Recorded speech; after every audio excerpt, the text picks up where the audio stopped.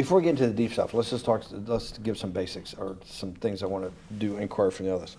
Walk me through the Santa Fe Institute. What was it about the time of the math? And this was in the late 90s. So they're not going to hear me on this part, right? We're going to do it both ways? It will not be on the video, but we do have you recorded. Fine. Remember, when you're answering on these questions, I'm not in the shot, and they're never going to hear my voice. So a little bit you got to repeat in your answer, you got to repeat what my question was. Oh, a little bit. Okay. Santa Fe Institute. Why, when you're at the top of your game on Wall Street, do you decide to finance, which was at the time, or endow, or become the donor or sponsor, however you want to say it, for what was considered the most cutting edge group of mathematicians in the world? Action. So Santa Fe Institute in the late 80s, early 90s, I was interested, I was on the board of Rockefeller. So that starts, Rockefeller University, formed by John D. Rockefeller to sort of give back to the community. It's east side of Manhattan, except it was old. It was sort of old-fashioned. They were talking about medicine, and medicine by itself was, again, subject to the ideas of science. They were trying to use science to find cures for disease. And I said, no, we need to do something different. We need to start interdisciplinary work. In most... How did a schmuck like you get on the board of Rockefeller? What year was that? I don't remember. Late, I think 89 or 91. So that's one of the most prestigious research places in the world, correct? Yes. Okay, how did a guy like you get on the board of a blue blood, internationally known, hard research, Nobel Prize winners all over the place? How do they pick a guy like you, a trader from, or basically some guy from Bear Stearns? Good question. So I was asked to be on the board of Rockefeller. And I think I was on the board of Rockefeller. There was a money manager who said, Rockefeller needs someone with financial expertise because the university is growing and there's lots of new things. You have to, again, we go back to the original discussion the last time. Up until the mid-'80s or sort of early mid-'70s, the most important thing was your name. If you were Rockefeller, you already were considered to be brilliant. If you were head of General Motors, it was your reputation. It was who you knew, who your family was, what was your character. And then in the mid-'70s, basically, if you remember, you probably had a calculator. It was very advanced in those days to have a Texas Instrument calculator, where it could, by putting in the numbers, it would multiply for you to do square roots. And that was the first, and everyone who had a calculator was already advanced on Wall Street. A simple calculator, almost like your accountant. The most important parts of business were really now going to calculations. So it's not only mathematics, but it's things that could be calculated. Reputation couldn't be calculated. I could give you, are you a 10 on a reputation scale, an 8? What does it mean to have a measurement of your reputation? We'll get to that later. But places like Rockefeller needed someone to say, look, we're entering a different world where numbers and the numbers of companies, portfolio management was going to be balanced. It was going to be statistical.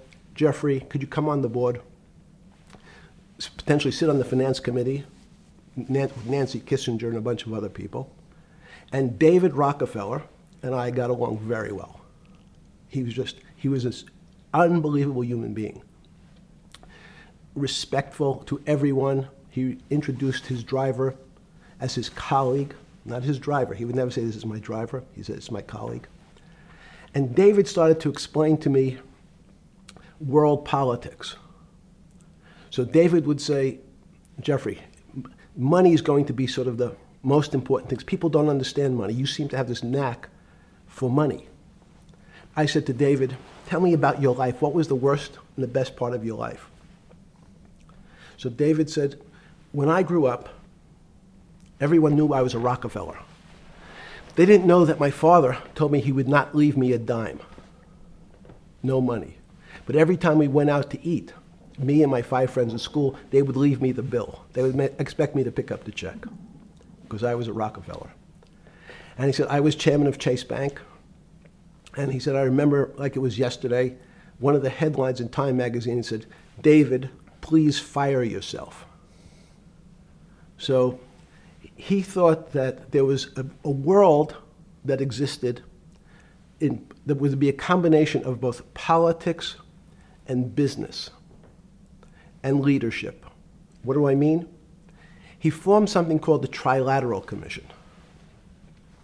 The Trilateral Commission is some spooky stuff. People said it was something, the Illuminati, there's some mystery about it, people that ran the world. It was politicians, but David said most countries, the politicians get elected for 4 years or 8 years, separate from the royal families in England or in the Middle East. Someone's there for 4 years and then they're not there anymore. The most important people to have stability and consistency would be businessmen. So he formed this Trilateral Commission of businessmen and politicians from 3 major continents. So it was the North Americans, the Europeans, and the Asians. So he said to me, would you like to be on the Trilateral Commission? Now, I was 30 years old, 32 years old. I said, great. And he said, well, you have to fill out this application so they have your bio. And I looked at the list of people, and it was Bill Clinton, former president of the United States, Paul Volcker, every great leader in America, the Asians, the Japanese, and with a very long description of their history. And they asked me to fill in what I would like to have written. And I wrote Jeffrey Epstein, comma, just a good kid, which I thought was funny, nobody else did. So to answer your question, at that time I recognized around the world that monies and currencies were not really well understood. But again, it was only numbers. So numbers, and I'll get to the fact that it was bad thinking. Numbers are very good. Are most people that you meet, even on the Trilateral Commission, when you meet most people, do you find most leaders financially illiterate, economically illiterate? Most political leaders don't come out of a background of finance. Most political leaders come out of a background of being popular. So in some of the countries, in some of the African countries, for example, they might have been a military person. They were a general. In some of the African countries, they might have been a disc jockey. Or in our country, they would have been an actor. The knowledge of money they don't have expertise, they have no degrees in finance. They really, and this is one of the major problems, their expertise, if they have any financial knowledge, is of their own checking account or bank account and filling in their own taxes. So many world leaders who don't really have a financial underpinning make fundamental errors when it comes to money on a country or institutional level. Let me give you an example. If you, Mr. Bannon, if I said your assets increased last year, you'd say, that sounds pretty good. And I'd say, what does that mean to you? You'd say, well, I have more money. I guess I'm wealthier. I'd say, yes. And if your debt increased, would you feel wealthier or poorer? You'd say, well, I don't want to have increased debt. I don't like the idea of that sound, increased debt. Now, that and world leaders understand when their assets go up, they feel better. However, institutions like banks, things that people don't really understand are financial underpinnings of banks. When I say your bank, Mr. Bannon, you have the Bannon Bank, you doubled your assets. Sounds good, but what does it really mean? It means people owe you more money. You don't have any more money. What? Yeah. A bank's assets are how much it is owed by other people. That's crazy. So if the bank goes from $2 billion of assets to $10 billion, it means people owe it an additional $8 billion, but their assets have gone up. So the terminology of assets and liabilities is different for banks. It's not natural. And what most people, and you ask questions about world leaders, there's many people, I think your old boss Mercer understood, there's a fundamental part of money which is called fractionalized banking. And fractionalized banking is something that finance people understand, and the people on the street, and when I say people on the street, that's where I was when I started on Wall Street, would find it impossible to believe. Impossible. Why? Bannon Bank, I give you $1, just one single dollar. In our system of banking, I would say, okay, Steve, I gave you $1. How much could you lend out to your friends? And your natural reaction would be probably something less than $1 because I want to keep something in my pocket. The way our system works is if you as a bank are holding my dollar, you can lend out an additional $8 or $9. No, it's impossible. I only have $1, Jeffrey. We have something called fractionalized reserves, which is if you have 1, you can lend out 9. That's the way our system works. And so not only do world leaders not understand banking, but the man on the street, my father who worked in the park department, it would be beyond his imagination that people could lend out more money than they actually had in their pocket. Next question. But how did this, in understanding that, when you get on something like the Trilateral Commission, you're on the board at Rockefeller, which is the most advanced research. You get brought into the Trilateral, which is the elite of the elite. How, since you're only at that time 30-something years old. 8 years from teaching at Dalton, right? You're a Dalton. No, 10 years. 10 years right. teaching at Dalton. Yes. Walk us through. I mean, put us in the room. Walk me through exactly what it felt like. What it felt like being on the board at Rockefeller. We got these Nobel laureates, and you're sitting there making decisions, and you start to meet these people at Rockefeller. And you start to meet these people at the Trilateral Commission. What did it feel like? It's a great question. So what did it feel That's like? what I'm in the business of asking. Yeah.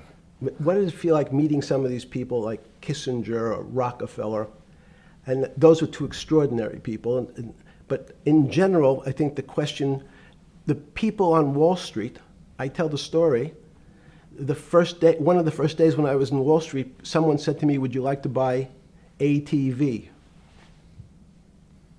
And I was looking in the brochure and I couldn't figure out what stock had a symbol of ATV. And when I finally said, well, I can't find it. And they said, what's the matter with you? Do you want to buy ATV? Which is, he was selling hot televisions, stolen televisions from the floor of the American Stock Exchange, referred to in common parlance as the televisions fell off the truck. So I knew what that phrase meant from Coney Island. But what I found was most people, be it in business, in normal life, or in the world leaders, don't really understand money. It is something they think about. They have a sense of what it is. They certainly want more of it. But they also make statements like, we want more money, but we don't want more debt, which just shows a misunderstanding of what money at its core really is. So most people don't, they want to make it, they want to save it, but to understand it intimately is not a normal characteristic. At the first Trilateral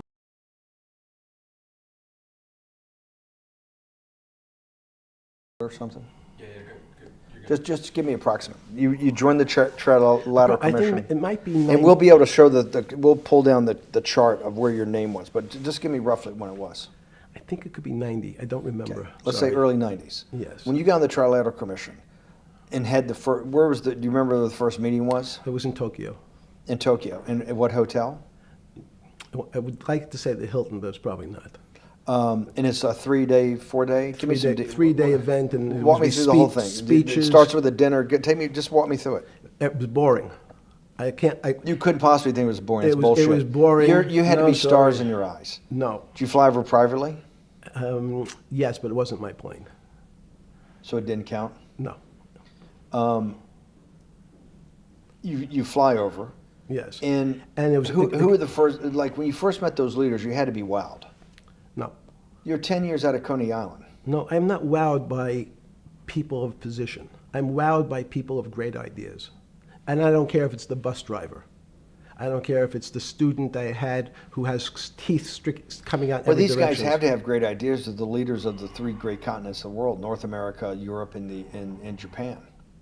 No, many of these world leaders become world leaders because they're popular and they were able to get votes, or they were able to convince people to vote for them. I learned later. Many of them were just good at what they did in terms of politics. Remember, world leaders are politicians in general. They're not scientists, they're not intellectuals, they're not great thinkers, they're great politicians.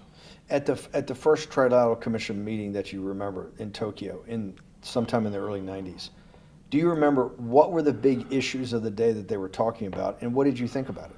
Yeah, in fact, it was funny because they were talking about inflation, and they were worried that what would happen, how do you control inflation?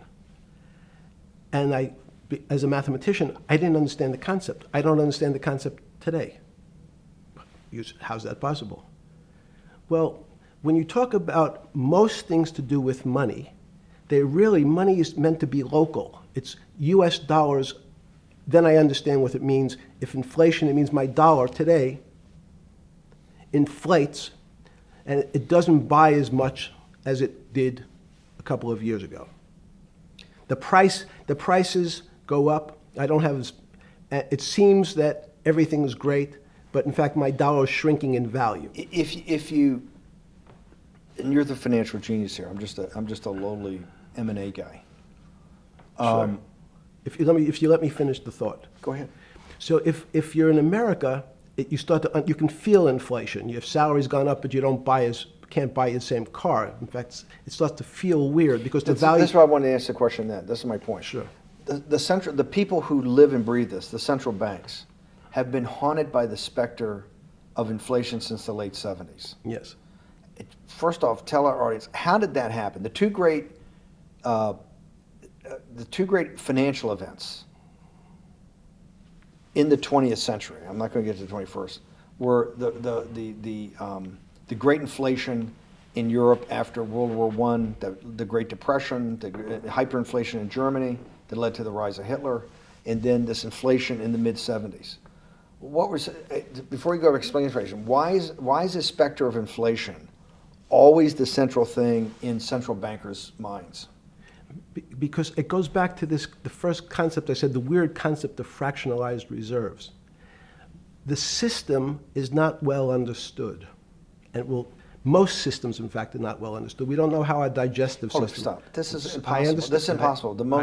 The world banking system, the world currency system, the world monetary system Yes. has to be so well understood by the Greenspans of the world and the Bernankes of the world and you, right? The currency traders, the guys making billion-dollar bets every day. The legendary guy on Wall Street in the late 90s, Salomon Brothers. Lou Ranieri? No, the guy that wrote the money. Michael Lewis? Larry's Poker? Yeah, Larry's Poker. Who's that about? That great trader. Lou Ranieri.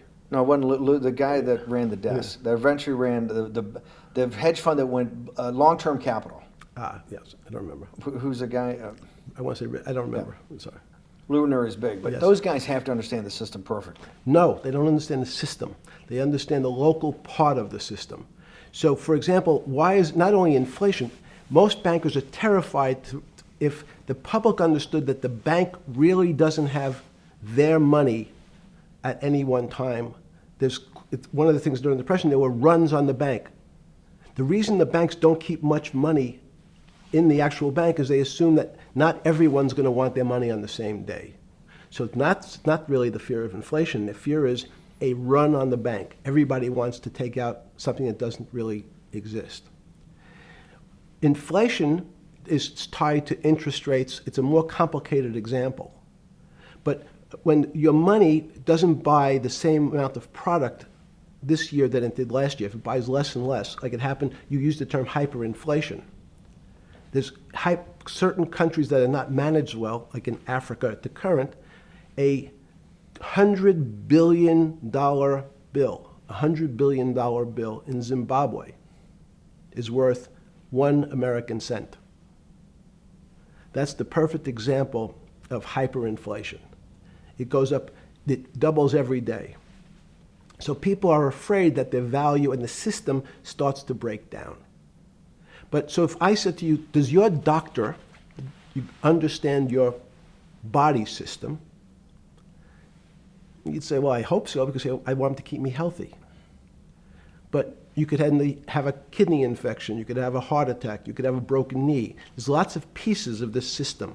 And in fact, when you ask the question, very few doctors understand your entire body. There's a specialist for your knee, there's a specialist for your polynoidal cyst, there's a specialist for your head, and now we have specialists in different areas. So and I'm going to get to your first question about Santa Fe Institute. The world economy and your body are both comprised of little systems interacting with each other and making one big system. This is what's stunning for all the little guys out there, the populist movement, the little guys that haven't had a pay raise in 30 years. They think that these elites, have everything. The guys in the room making the decisions, the party at Davos guys. You're sitting there, you don't think many people today really understand the complexity and really all the moving pieces and how they interconnect to the world's financial system. No, not only don't they understand the complexity, and that goes back to Santa Fe Institute was an attempt of trying to see if there was a way to mathematize, formularize, or algorithmically understand what the term complexity means. That goes back to the original question. Complex systems are complex by definition. But there's not necessarily, it's not one level of complexity. As we might say, well, our fingers are complex, the movements, the muscles of our hands. But it's not as complex as the blood system. Now I have a circulatory system. I have systems on top of systems. So that there's no one group of or person that really understands the way the body works. There's no one group that understands the way the financial systems work. You might understand U.S. bond market. Now you've asked about the trade of long-term capital.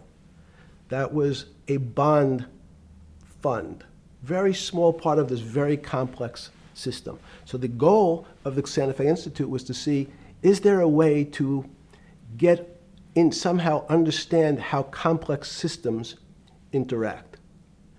Fast forward, Steve, to today, where Google and these other engine companies, the other tech companies, are trying to build artificial intelligence. The strangest thing that they've found, one of the strangest things, is that the systems that they design, this artificial intelligence, which a lot of people have heard about, is they design a bunch of systems. They're called neural nets. Terms simply taken out of brain work, neurons in the brain. Nets because they actually look like a net.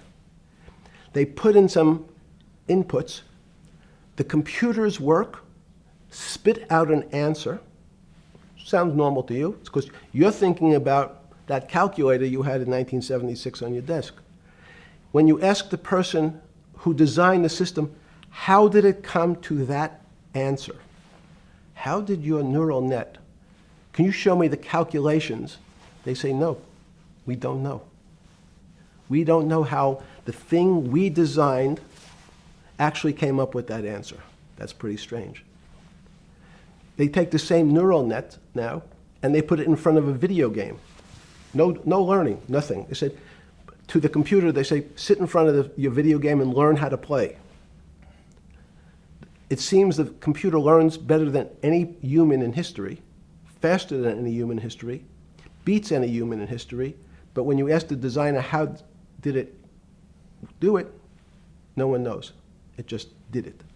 So that's the first little touch of things that we already have gotten to a place where we don't understand it, and we built it. On Sunday afternoon, September 14th, 2008, where were you? Sorry?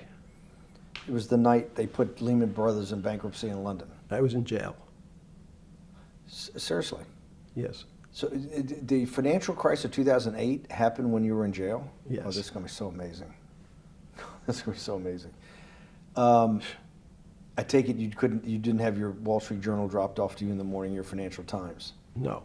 How did you hear about how did you hear about, because I want I forgot about this, but yes. I'm trying to get, this is going to be amazing. This is, let's go back and do that again. Sunday afternoon, because I want to find out about people, the geniuses understanding the complexity of the financial system. Because I think the best example we have is the financial crisis, the crash of 2008. Sunday afternoon, September 14th, I think it was, 2008, is when they were working feverishly in Midtown Manhattan at the Lehman Brothers offices and at various law firms around town, and with the Secretary of Treasury and the Federal Reserve, what they're going to do with Lehman. They decided they weren't going to save it. And so they prepared to put it into bankruptcy at the open of the market in London the next day. How did you hear about what was going to happen to Lehman Brothers, and what did you immediately think when you heard that it was going to be put into bankruptcy? I'm glad you asked that question. I was in solitary confinement September 14th.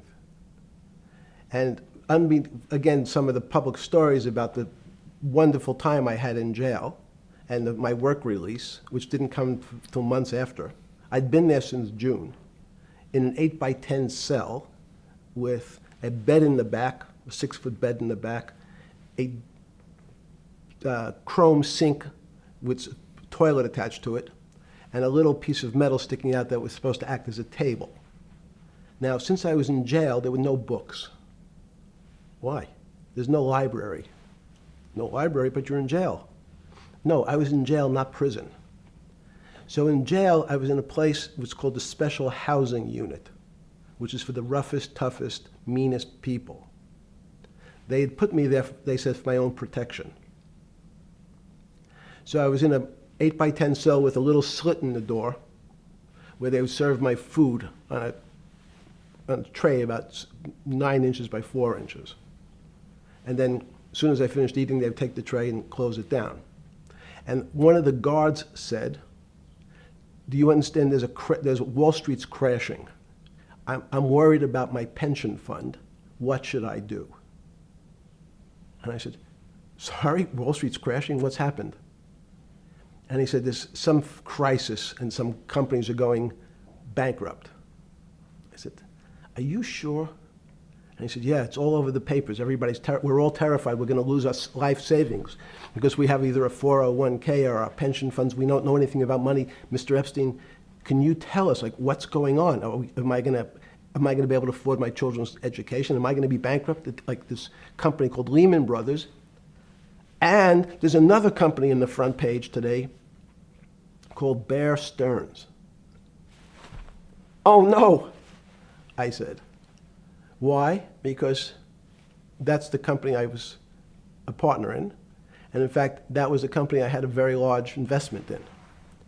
So, as a great story, I didn't have my Wall Street Journal, but in the early mornings, you're allowed to make 2 phone calls, collect. And when you pick up the phone, you can dial a number, and when the person picks up, they say, "You're getting a call from the Palm Beach County Jail.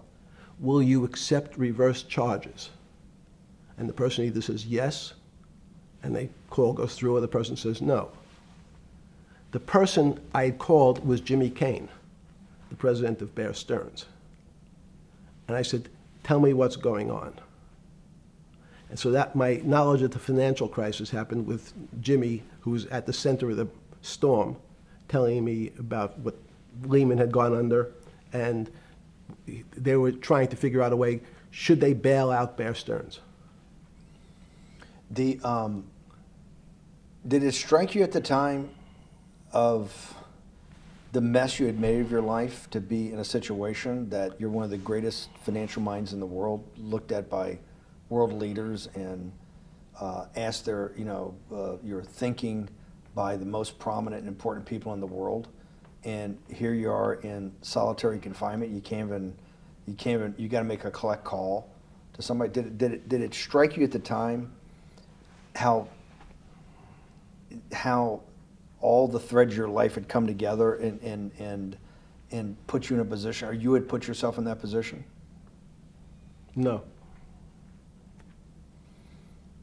So it never struck you when you had to make one of your 50% of your collect calls that day, you call the president or the head of the CEO of Bear Stearns, the biggest financial event in your life is taking place, of which one, every important person in the world would be seeking your opinion. Number two would be a once-in-a-lifetime opportunity to apply your craft. Number three, it would be a once-in-a-lifetime opportunity to make money if you were smart, and obviously you're smart. You're telling me here, truthfully, that it never hit you at all of how you'd ended up in a place where you had to make a collect phone call from a jail cell that was 6x9 with a steel bed and your food being passed in through a slot. The question you want to ask is, who was the other call to? Okay. Who was the other call to? The other call was to my friend at J.P. Morgan, who was then, I didn't know it at the time, trying to buy Bear Stearns. So at one point, I had two phones. It was difficult because they're afraid people are going to hang themselves with the phone cord. So they don't actually come together and they're pretty short. So I was actually going between two phones talking to Bear Stearns and J.P. Morgan at the same time. So I found it amusing. And it never struck you about how to end up in a situation like this? No, that would be probably means I would be too self-aware. You can't possibly expect me to believe this. I know. I don't believe it. It's no, it Even can't, it can't be, as it a- can't. You're telling me that during that day, you never had a moment. You sat there and go, "What the fuck have I done with my life that I'm in a 6x9 jail cell when I should be on a trading desk or I should be in my $250 million, greatest townhouse in New York City, taking calls from the King of Saudi Arabia, the President of China, the head of Russia, the President of the United States, to save the world's population from a financial debacle." You honestly expect me to believe that never happened? You're suggesting I was sort of somewhat depressed, and how could this happen to me? I'm not saying depressed. I'm saying a moment of awareness of how could I get myself into this situation. No, I would just say how strange that this happens. Just, it's strange. I'm wearing a jumpsuit and flip-flops. What given color to was me. the jumpsuit? Brown. Brown, Brown jumpsuit. yes. I notice I don't see you in a lot of brown. No. Brown jumpsuit and flip-flops. Flip-flops, yes. With no access to books, no access to newspapers, No access to anything. You had lived on information. Except my Almond Joy bars. I had extra Almond Joy bars. Did you eat Almond Joy bars and things like that because you're afraid of what the cooks did to your food? Yes. Is that because of that you were in for the crimes that you were in for? No, it was just in fact, I Is was... it because you're wealthy? Yes. How did you know that? Well, people would constantly come, if I was passing by or have to go for my medical, people would either ask to borrow money or make some other types of comments about... And in the beginning... What were the comments? At the beginning, what were the comments? It serves you fucking rich guys right that you're here next to me. There was nothing about your crimes. No. So all this rumor you hear all the time about people in prison that commit the type of crimes you commit, you're saying in your personal thing is not true. No. It was all because you were rich. Yes. And it was all because they wanted to borrow money. Or get advice. Yes. Where they get advice to stock go to- long, to go which- long. yes, Are you telling me is this time to buy? You're telling me in solitary confinement they're interested in going long? Yeah. They want to know what What does that say stocks... about human nature? Well, what I think the people find, one of the reasons they wanted to keep me in solitary confinement was they're afraid that everybody would want to know which stocks to buy. But what happened was, after this crisis, now it's on the front page of every newspaper. I don't want to lose this day. Sorry. When you first heard that, was it Bear Stearns had been kicked into bankruptcy, 6 months before? No, this is the same time. This is part of the same deal. I thought no. Bear Stearns, they saved Bear Stearns and didn't save Lehman Brothers. That's right. it. They let 6 months Lehman- before they had bailed out Bear Stearns. But Bear Stearns was still a zombie, A shell of its former a self. former self. But they had, quote unquote, saved it. They admit, why did they make the decision in your mind? Why did Hank Paulson and Bernanke, what's this concept of moral hazard? Explain to the audience what moral hazard is, and why did they save Bear Stearns 6 months before, and why did the smartest guys in the room decide not to save Lehman Brothers? It's a good question. The real issue is I'd have to go back when you have these systems to the way your doctor responds to any type of emergency in your body. If they might decide to save your kidneys and let your gallbladder go because the gallbladder is less important to your overall system. People, if at that time, even it's not that long ago, the boogeyman was when said, well, what really happened? Jeffrey, what really happened? What is this financial crisis? And, some of the progressives and the right wing blame it on the banks. It was the banks' fault. And it's the fault of this very esoteric, unknown concept of derivatives. It was really the derivatives that caused this financial crisis because the derivatives got somehow out of control and in the Mickey Mouse. And that was the way you started your road to a billionaire went right through derivatives. Yes. But derivatives were not the cause. Derivatives were not the cause at all. It's like saying your hair was the cause of your heart attack because it was on top of your So head what when you was fell the down. cause? There isn't, let me say, there's no one specific cause. These are system collapses. So many times when they have to make your death certificate, when you say, well, what did he die from? They'll say heart failure. But if you say, what was the cause of his heart failure? Well, he had low blood pressure, his sugar was high, he was diabetic, he had all these other problems. But they say, no, we need a word on your death certificate. Did he die from brain damage? Did he die from heart failure? That's the financial crisis. Many people said, well, what caused it? They wrote, like on its death certificate, derivatives. But derivatives are not a fundamental cause of anything. Was it Sunday or Monday? I take it was Monday morning when you made your two collect calls and you were talking to Bear Stearns on one hand and Morgan Stanley on the other. JP Morgan. JP Morgan. That was Monday morning. Did you, Jeffrey,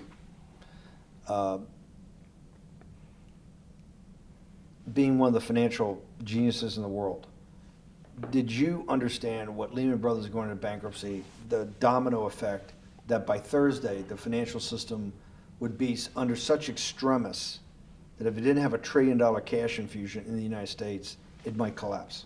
Did you know that at the time? Did you view that at the time? Yes. You did? Yeah.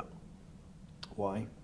Again, I don't want to bore you or the audience with the idea of it's a medical procedure, but you had system failures. So you'd recognize that if I said to you, did you realize when your father was on the ground and he was clutching his chest and he couldn't breathe, it was a bad situation, he could die. That's how I saw it. Did you immediately think about the commercial paper market? I mean, the mechanical triggers that actually you had to blow through these circuit boards. Did you know the circuits? Did you understand the circuits? Or did you have a concept of the circuits that were going to get blown through? Yes, but only because of an analogy to a body. And in fact, from my telephones against the wall with my little metal wires, because the next day I talked to another person in Washington about the issues of what I thought was happening, and I made the same discussion about the... They were at the Treasury Department? Yes.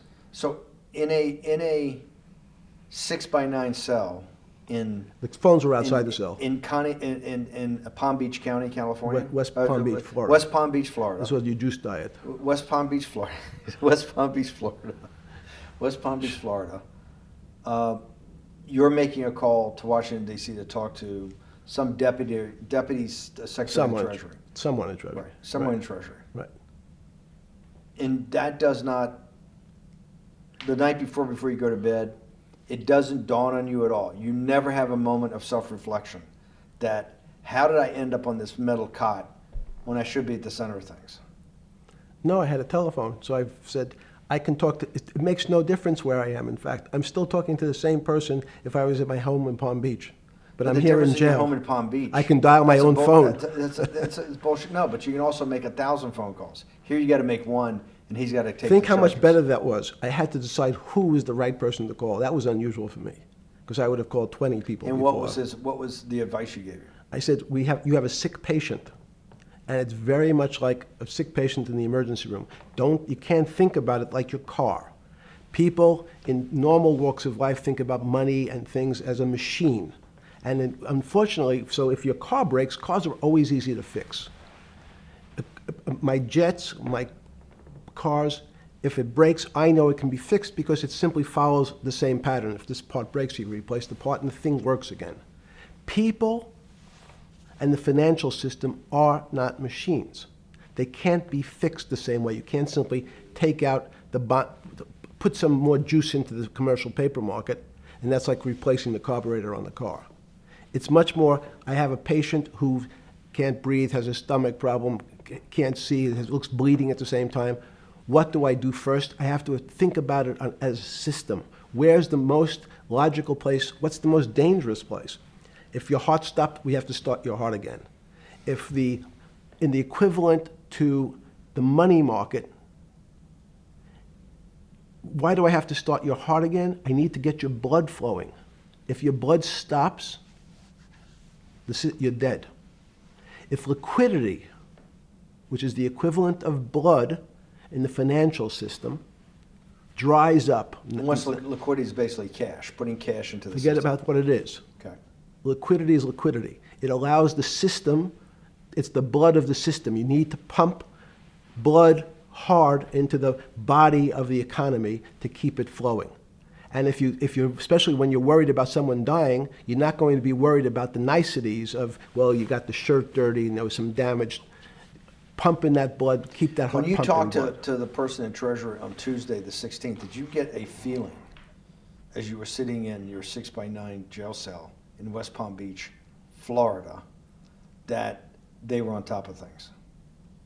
No, you can't. It's impossible to be on top of things. There's no such thing. It's, again, the doctor watching the patient die. You hopefully have some confidence that he's seen it before. He recognizes that there are some steps he has to take first before he bandages the guy's finger or worries about what shoes he has on. So you hope that the people in charge, your doctors who are working on the emergency patient, have enough experience and, frankly, judgment to try to keep the patient alive. Did you think that they had those things, patience and judgment? They had pretty good judgment, and you needed a lot of luck, just like in the dead patient. You need to, hopefully you put that blood in and it's not too late. And you make some mistakes, but you have to know you're going to have to give it a shock. In the run-up to the September crash of 2008, Yeah. I guess you weren't occupied with finance. That whole summer, how long had you been in jail? Went to jail June 30th. So the entire summer. Yes. Before you went into jail, you were still very active in the financial markets. Yes. When I say active, you trade currencies every day, you trade stocks every day. When people, I don't do any. someone like you, or you give advice to people to trade stocks or trade currencies. I don't trade every day. I think that's, like Woody Allen said, you can't beat the bank. So I try to pick my spots. George Soros picked his spot when the pound collapsed. This would have been a great money-making opportunity that passed me by when I was in jail, but that's not how I think.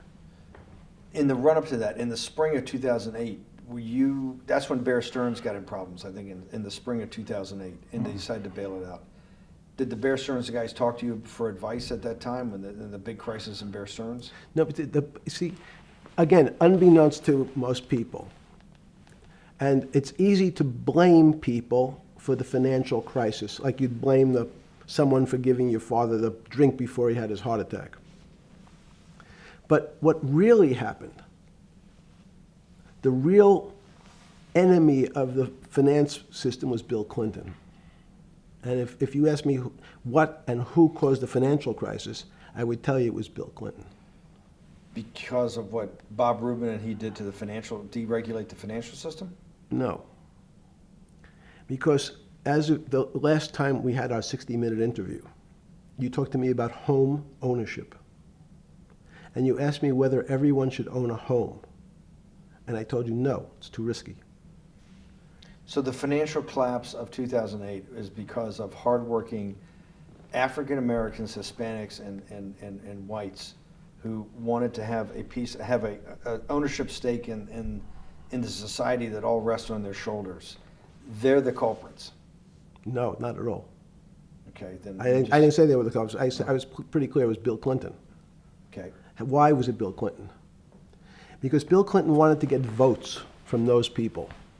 And he sold them the idea that instead of renting in a house, and historically the values of houses have gone up, and he said, you guys in these local communities who haven't been able to afford a house before, I'm going to show you a way. I'm going to give you a way because I'm sure I'll get your vote that you can own a house because I want your vote.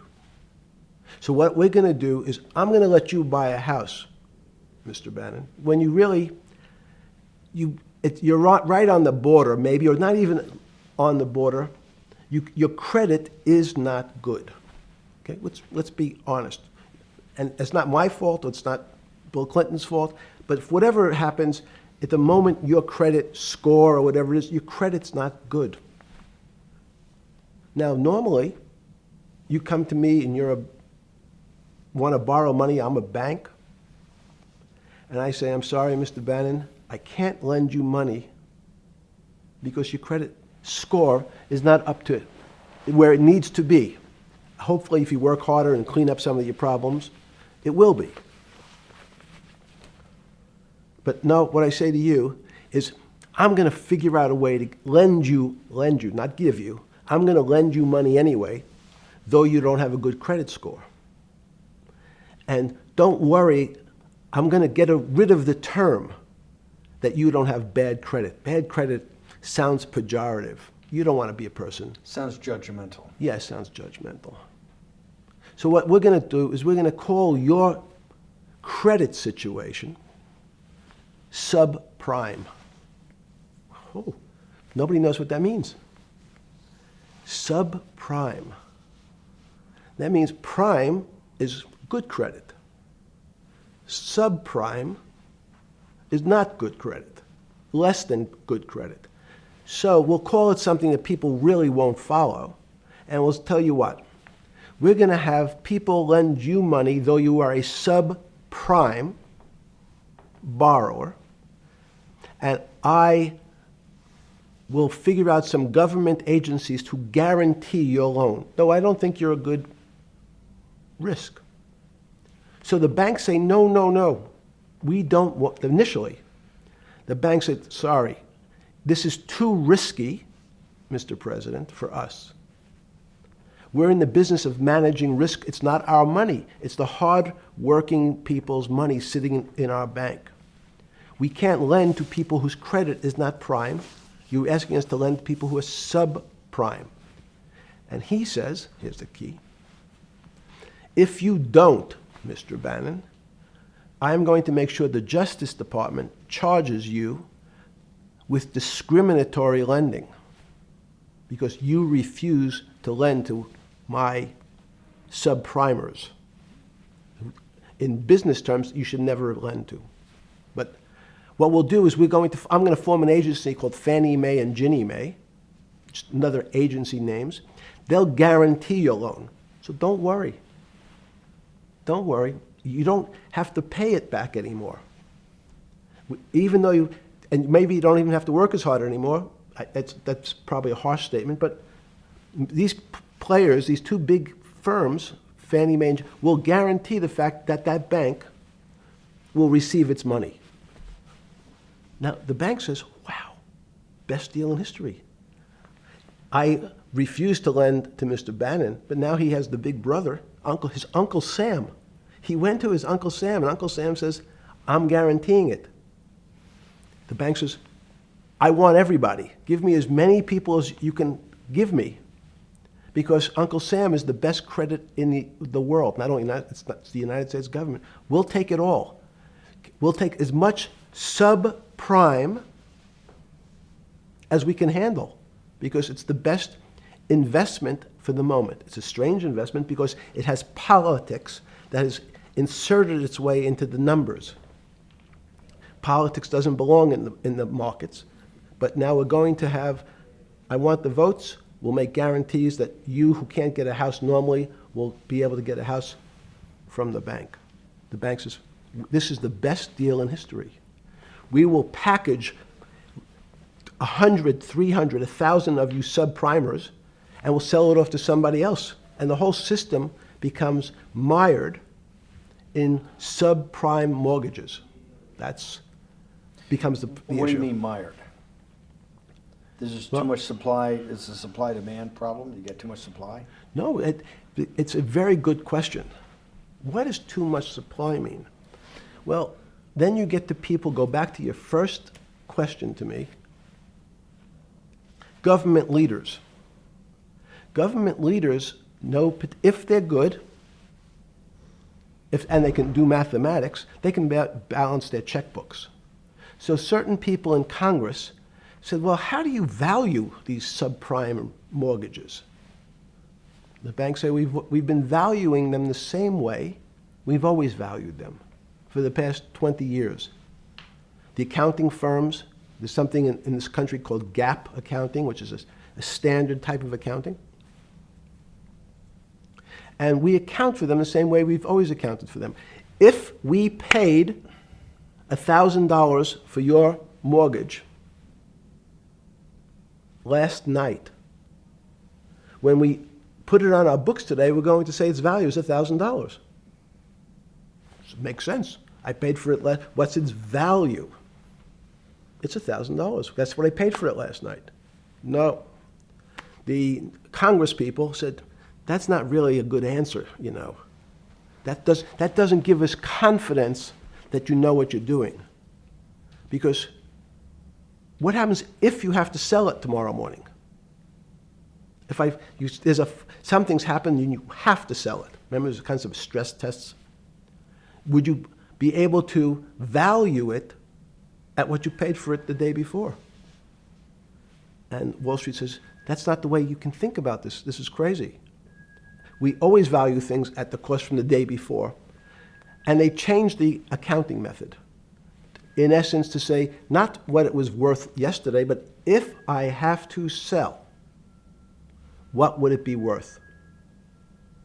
That's impossible. So what happens is every bank now has to value something that they bought yesterday at lower than they paid. Never before in 20 years did they have to do this. So something they bought at 1,000, on their books was 1,000, is now 990. That starts to, you asked the question about what did I start to think about. Something's 1,000 and 990, this person now has to value it at 980. When did you first start to get nervous, understanding Bill Clinton and all this? Did you change glasses? Yes. Okay. I changed shirt. I saw that black. Are you okay with the? Yeah, great. I think we're gonna have all kinds of changes. I'm experimenting. Yeah. Okay. When did you get a feeling? Did you ever anticipate before it happened something like 2008 could happen? No. How could that be? It's the word I'm going to beat it to death. Is that it's very much like would I anticipate I'll have a heart attack tomorrow? Unlikely. Was 2008 a heart attack or a stroke? Debilitating. It's a better. It was both. But why was it both? Because in fact, as I said, the blood was getting dried up in the system, and the head, which is sort of the central bank, wasn't working. So to some extent, it was a combination. It was a crisis. Did you see that building up over time? It's always been lurking in the background. I mean, if you have an older parent, would you say it's possible? Did you anticipate him having the heart attack today? No, you hope things are going to go better and maybe they'll fix it up. The system was getting too complex, and it wasn't based on derivatives, because what people keep forgetting, and as I was just explaining, Wall Street in many professions, including Wall Street makes it sound complicated. They don't want the little guy to understand what they do because they make so much money and they don't do very much. So they couch it in words like derivative and stock options and commodity futures and different types of contracts. It's all fairly, everyone is capable of understanding it. It is not complicated. But Wall Street, because they make so much money from doing fairly simple things, needs to make it more complicated than it really is. We had a very big recession in the early 90s based upon real estate and Japan basically imploding. Let's again, Okay. you had a recession in the 90s. I don't know what it's based upon. It's always interesting to look back and say, separate from, there's certain triggers, like in the 70s there was a... What do you think it was based upon, the 90s downturn? It's clearly there was a huge downturn. No, I know there was a downturn. That's what I know for sure. I don't. That's a fact. That's all. Everything else is sort of speculation about why did he have that? I understand that, but Sorry. there's some speculation that has 0% probability of being true, and there's others that have 90%. In the range, when you look at the range of alternatives of what could have caused it in 90, and what I'm trying to do is get you all the way up to 2008. Look, Sure. You're the smartest guy in the room, right? You know that. Do you think there's anybody in the world today? Oops, this is going to be a bad question. No, but do you think anybody in the world today, the Alan Greenspans, the Bernankes, is there any central banker you know, any partner of any Wall Street firm, any guy running a trading desk, and I would take it that would be, or anybody at a Larry Fink at BlackRock, Steve Schwartzman at Blackstone, the top 100 financial guys, and let's throw in a couple of Nobel economists, and let's throw in the best professors at Wharton, at Harvard, at Stanford. Do you think that there's anybody that understands money or understands the world's financial system as good as you? There must be. But it doesn't come to the top of the head. No. Okay, fine. Now Is that that I've gotten that, let's go back to 1990. In that arc from the fall of the Berlin Wall to 2008. Good. We started with the implosion in Tokyo of the Japanese economy, Japanese financial markets. We had the huge run-up in internet stocks, right? We had the implosion of that in 2000. The bankruptcy of Drexel Burnham in 90. Mm-hmm. Implosion of Japan, huge run-up in equity markets for the internet, implosion of the internet in 2000, 10 years later roughly. Mm-hmm. And then this run-up through the Iraq War and all that, the run-up to 2008. Every 10 years, it seems like, we're in some sort of 10 years before the 1990s was the 70s. You sound like an astrologer. Okay. And not a finance person. You're supposed to be a mathematician. It just seems to me a pattern of every 10 years. That's misleading. That's exactly right. Okay. Because people like to see patterns. People like to see patterns where there are none. So a pattern of a financial crisis every 10 years is just in my mind. Yes. Long-term capital that had to be bailed out back in the late 90s when everybody panicked. And that wasn't that bailout today would look small, and it was $5 billion or was $30 billion. Businesses fail all the time. But long-term capital, the Federal Reserve stepped in. But I'm saying people go bad. Things go bad all the time. Yes, you're correct. The audience that's watching this, the little guys, they go bankrupt all the time and nobody gives a shit. You know why? They're a little guy. But when long-term capital management goes bankrupt, or Bear Stearns goes bankrupt, or Lehman Brothers goes bankrupt, people care because it's an unfair characterization. Why do you say that? Because again, it's the complexity of the situation. If you think about you have a complex system. You have your body. Now, in fact, the little guy is my finger. This is. And Bear Stearns is your heart. That's correct. The banking system is my heart. The system, I can't risk my because remember, it's not only my. You haven't been able to name. Hang on. You haven't. Hang on. No, hang on. I was trying to hang. I wanted to see if the hang on worked. No. You haven't been able. You're not good enough yet. You're like junior wizard trying to do it. You haven't. Yes. I'll say, since we can't name another guy that's as good as you. There may be a couple out there. You're not bragging. You're humble. It had to be sometime. Please tell me there was some time before you went to jail and basically got cut off from daily information in the summer of 2008, that you started to get very nervous that this complex system, that something was deeply wrong? Okay, first, let's go back. When I say no one understands the system better than I do, it doesn't mean I You always understand. sound like a doctor. You're afraid he's going to get sued for giving a thing. Yes, you're not, no. you're No, not no, taking no. on any liability. There's no contingent liability here for Yeah, your no, answers. no. But the word understand is the problem. Okay. I don't understand the system.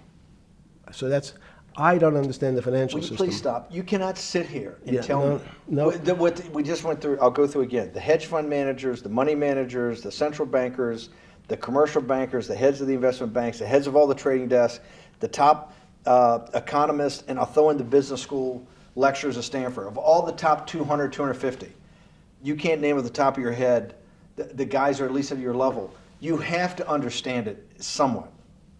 No. Sorry. We all don't understand it. No one understands it. It's a miracle. It's that's part of the problem. It's impossible to understand. That word understand simply means if this happens here, that will happen there. It's predictable. Understanding means it's predictable. It's not predictable. That's the problem. In complex systems, that was the fascination. Is there a way to tease out some level of predictability? So even No, in in the fact, spring- you would ask the question, it's a great question, which was it a stroke or a heart attack? Now, most people don't know that before they were going to have a stroke, they had a stroke. They just have a stroke. Do they understand why? In hindsight, you go back and you can make lots of explanations. It might sound good, and if you're talking to the working man, you're using language that he'll never understand. It's complex. So he, just like going to his doctor, he says he has a gastrointestinal problem or he has diverticulitis, as opposed to saying, you had a stomach ache, you ate bad food. People don't like to say it in normal, everyman terms. The system had a stroke, and we don't know why. But you just, okay. Okay. Hardworking people, and there's a great social benefit, would you not agree, with having people having ownership in the system? When you say ownership in the system, it doesn't mean. Let's start over. Cause Okay. So flip Sorry. over your phone too, because Yes. I don't want anyone to see Yeah. anything on your phone. So maybe flip it down or something. Yeah. Yeah, who knows what the fuck comes up with that phone? That's correct. We don't want to send you. KSA. I can't not believe I've got the magic moment when you're in fucking prison or jail, wherever the fuck it is, It's in crazy. solitary. Now, there's a funny part to that we missed, which is So said. go ahead, tell it. The What's funny that? part is Yeah. what you asked me. Is there anything funnier than that? No, no. For black humor, it's I don't make any black comments. Sorry. You asked me what I was wearing. That's right. You're too wrapped up in the Me Too movement. Yes. So I was wearing a brown jumper and a brown pair of pants given to me by the jail with the word trustee on the back. Because you had qualified to be a trustee? Well, the funny part was it was spelled Trusty. So I wasn't really sure. I'd been a trustee in many different operations, but it was the first time it was actually printed on my back and spelled incorrectly. Probably had a higher level of being a trustee at that than you had at all the boards that you were trustees, right? Yes, right, because as the trustee meant you get two devices to clean your toilet as opposed to one. Yeah, but it also meant that you had some sort of personal fiduciary own responsibility for oneself, right? In the jail? You mean? Well, that's what being a trustee is. That's why they give you two. Yes, you get two cleaners. I was a trustee in the jail because I was able to teach some of the kids to help them get their GED. So that's how they gave me a trustee job. There's no time. I got to go back to this because I'm like a dog with a bone in this thing. Yes. You can't. There's something deeply fucked up with you. At least something. Well, we know there are things deeply fucked up with this. You will get through in this film, Right. but you cannot possibly have sit there, knowing that you came from nowhere, knowing that you went to the very top of what is considered outside of science and maybe physics, the thing people most admire because it's like alchemy, understanding high finance. To sit there in what will be the defining financial crisis of our time, like Black Friday or Black Yes. Monday, whatever it was, in the Great Depression, and be there at that exact moment, triggered in part by a firm that you used to be a partner in and knew intimately well, and it created much of your initial net worth because of, and know that you couldn't, someone who lives on a phone, right? Yes. Because you do live on a phone, right? Correct. You had to make just 2 collect calls. You cannot tell me sometime during that day you did not have that conversation with yourself of how the fuck did I do this to myself to put myself in West Palm Beach in a 6x9 cell with a metal fucking bed with a brown shirt that said trustee spelled wrong. So did I find it amazing that I was there? That's a Not better, amazing, and I don't want to say it was not Nope. funny. Oh, I thought it was. I wasn't funny. Right. But Not I- amazing. no, it was incredible. Incredible in what way? This- Incredible, like how do I do this to myself? No. It's as incredible as me sitting here in this house. They're both just 2 sides of the coin. That's how I think about it. That my life today is incredible. Do you consider yourself a stoic? No. I consider myself a hermit. Stoics are not very happy. Being a hermit then, being in that 6x9 cell, being in the cell qua the cell was not the problem, right? Correct. What was the problem? Eating the almond joy bars. Because you couldn't eat the food. No, right. And but remember, my life is. Did that ever strike you that I can't eat the food because somebody might have done something to it? I gotta live off an almond joy bar, 1 a day or 2 a day or whatever. How many ever sneak in a day? No sneaking in. Your 1 almond joy bar, it did not hit you at some time? How the fuck did I do this? No.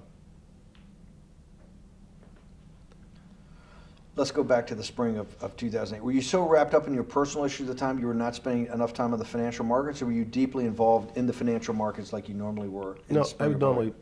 I was involved. So we're saying that the smartest guy in the room didn't see it coming. No, of course The not. bankruptcy of Bear Stearns, you just thought was a Bear Stearns problem. You didn't see it as systemic. I know you keep harping on it, but it's not. Because you're a mathematician and understands systems. I- It seems that anybody that understands that they had a systemic problem, you at least be the first on the early search radar. If you're not going to see it, then I'm really afraid, because that means that I always assume there's at least a set of guys out there that have some sort of sense that something's not right. Imagine the guy who has a stroke or had the heart attack. When you ask him, did you feel funny the day before? He's going to tell you, yeah, I didn't feel right. Something was off. I didn't feel right. I had my stomach was right. I felt a little dizzy. I felt a little weak. But if you asked him that day before, do you think you're going to have a heart attack tomorrow? He'd say, no, I just feel a little weak. I'm a little dizzy. My stomach hurts. So these systems, and that's the issue of complexity. What complexity says is that, in fact, everything seems to go along, and people have seen it. One of the great examples of complex systems is sand dunes. In fact, the sand keeps building up. People have seen some, and all of a sudden, one more sand drop, and all the sand starts running down the hills. That's the way I see the financial markets. When you funded Santa Fe in the early 90s or late 80s? I believe it was early 90s. I can get back to you. But early 90s, Santa Fe was funded for the study of complexity theory. It was math. So let's back up. So why did I buy a ranch in New Mexico in 1993? So that gives you some sense. So I would have funded it in 1990. Los Alamos, which was the high energy lab up in New Mexico, was losing all its scientists.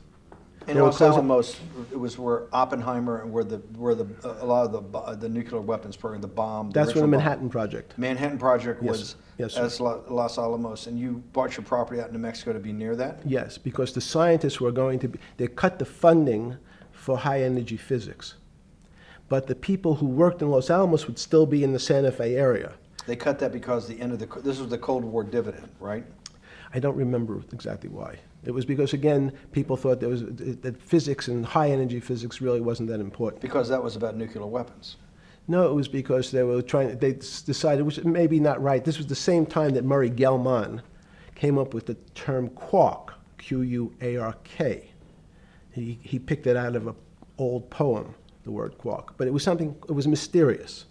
So they were starting to understand in the 90s that our world of the physics world, there was things that were just unexplainable. They called it strange things. You gave it a name. You gave it some characteristics. You called it had charm. It was one of the terms. It had a charm. It had a flavor. It had a color. But no one, Mr. Bannon, understood what it was. Just like the financial system. And you wanted to investigate that. I wanted to see if we could build tools so others smarter than me could help investigate it. And that was the beginning of your concept of the Santa Fe Institute. Yes. And Santa Fe Institute was founded to do study in this type of... Can these areas of strange things be described by some form of mathematics? So that's what I'm trying to get at.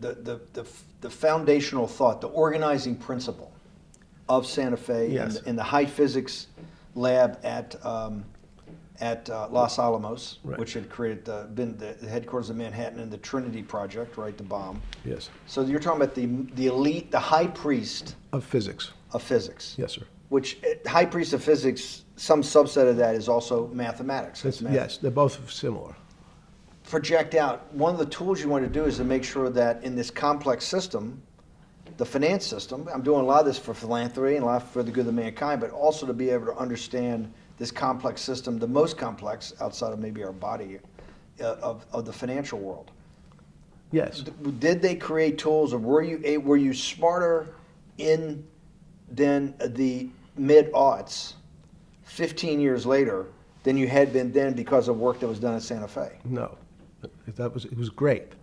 But in fact, most of my philanthropy in the area of can you describe things that appear to be unexplainable by mathematics, and can you fund people who have new ideas? And unfortunately, when someone thinks they've been able to, there was a man, Stuart Kaufman, when they think okay, I figured out how to be able to predict the unpredictable, what appears to other people to be unpredictable. But my system, in those days it was called genetic algorithms, can predict what things will happen, and they all want to make money. So they use their systems to try to figure out, they know they have figured out the way to make money because they figured out the unexplainable. They try, they go bankrupt, and we start again.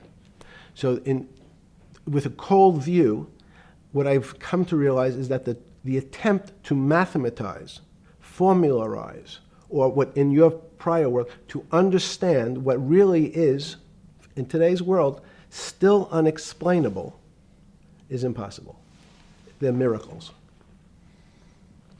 Your first head of Santa Fe was Christopher Langdon, I think. Langdon from But Australia. Murray Gell-Mann was Murray really Gell-Mann was was the the- funder. he He was- was the Yes, rock. Yes, he was the rock. He was a Nobel Prize winner? Yes. Yes, and a wonderful guy. He came out and helped us with the Biosphere 2 project. He came with Chris Langdon. Yeah. Chris Langdon was the operator, the day-to-day guy. Chris was doing artificial life. Right. Murray tried to lead his own artificial life. Yes. When Chris came to Biosphere 2 for the first big conference we had in 1994, he was one of the most impressive guys there among all the world's elite. Kew Gardens, the Lawrence Livermore lab, the labs at Sandia, all the major universities, Lamont Doherty, all the big Earth observatories, Woods Hole. What set Langdon apart, I thought, and the reason I invited Santa Fe to be part of it, was Langdon actually made a presentation that everything, and he was making this to scientists, a lot of marine biologists, a lot of people that are just beginning, Wally Broker and people who were just beginning the study of climate change, at that time called global warming. That he made this compelling presentation that everything's really mathematics. Yes. It's all just back to math. And you have to, all these experiments you do, you're not, one of the reasons they're not considered by the high priest in physics as being real experiments is that they don't have a mathematical basis to it, and everything has a mathematical basis to it. Langdon seemed like a radical visionary. What happened to that concept? You go back 350 years. So you have Isaac Newton, you have Leibniz. Move forward, you have people like Heisenberg and Gödel, and what every one of those mathematicians and philosophers came to understand is that there's numbers can describe certain things, approximate certain things. But in fact, trying to put measurements and numbers on other things that are really unexplainable is folly. 300 years ago, they said that unexplainable realm was God. And people who attempted, in fact, to explain the unexplainable, who said, yes, I understand the unexplainable, were charlatans, they were the occults, they were the astrologers, they were the con men. Alchemist.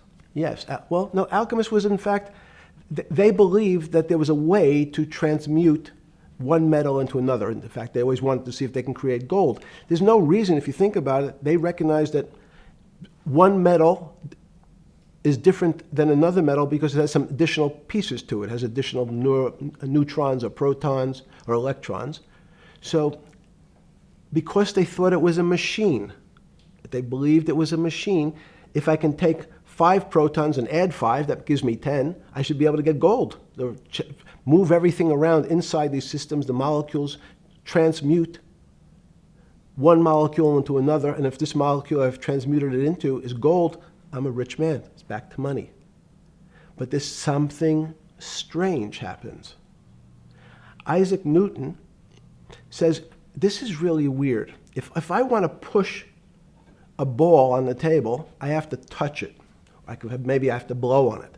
But I actually have to push one side of the ball or the book to move that side. I'm pushing here, and obviously this thing is what appears to us humans to be solid, so it moves as one thing. But the only way to get something to move was to touch it or put a force against it. Okay, seems to make sense. Everybody has that experience. I want to lift a glass, I lift it. If I want to push a ball, I push it. If I want to pull a ball, I pull it. But he recognized when the ball fell off the table, it went in a different direction. How's that possible? Nobody pushed the ball down. And he says, this is crazy. Why did the ball go down? I didn't push it. I just let it go. So someone's pushing the ball, because I know that I am confident that the only thing that gets something to move is with a force that pushes. So there's a force that's pushing the ball down. In fact, he called it gravity. He measured how fast it was pulled, but never was able to explain why it happened. How is it? What is gravity? It's this. Everybody says, well, why did the ball fall to the ground? Because gravity took it. But what's gravity? That's, as Feynman would say, that's the name of the thing. We have no idea what it is. This goes to Santa Fe. They were trying to explain the unexplainable. Can we measure? Can we figure out a way to predict the stock markets using these types of chaos complexity? Before we get there, let's walk back through it. Let's go back to Newton. Sure. Pre-Newton and then Newton. What did Newton solve that for millennia up to Newton had not been solved? And then I want to go forward all the way to Santa Fe of what they were trying to solve. Let's start with just 2 or 3 of the basic guys, but let's go with Newton. What pre-Newton, it was what? And then why is Newton such a genius? In the, I think mathematically they told me one time, I've seen there's been 115 billion people roughly that have lived on the earth. And of that 115 billion, Newton. Are you sure that's a number? That sounds a lot very high. We only have 7 now. I think in the history of the earth, I think it's, I'll pull up the stat for you, but I think it's 115 billion people. They figure That probably is inflation. That's why you have lived on Earth. But he's one of the handful of the most important. What did he solve for? Why is he so important for how we live today? And then we want to go through Leibniz and the other, 3 other major ones to get us to Santa Fe? Well, it's a long journey. This is the heart of what we're trying to do. Let me take a bit of a detour Okay. just a second. What if you went to high school and the last year in your high school, you took calculus?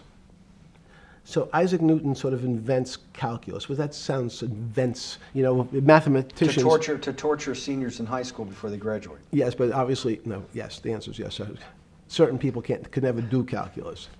Why is it? Why is calculus why is that the dividing line between, to me, people who can handle that and can go on to do certain things, and people just hit the wall, even if they know math? It seems to me that that calculus is the thing that changes. It bridges. That's because it's about the theory of change and the theory of how things change. It's a great question. But in fact, what calculus does is it's somewhat philosophical. That's why mathematics is Newton wasn't a mathematician, he was called a geometer. That's what they used to call themselves. They understood geometry and numbers. But there's an old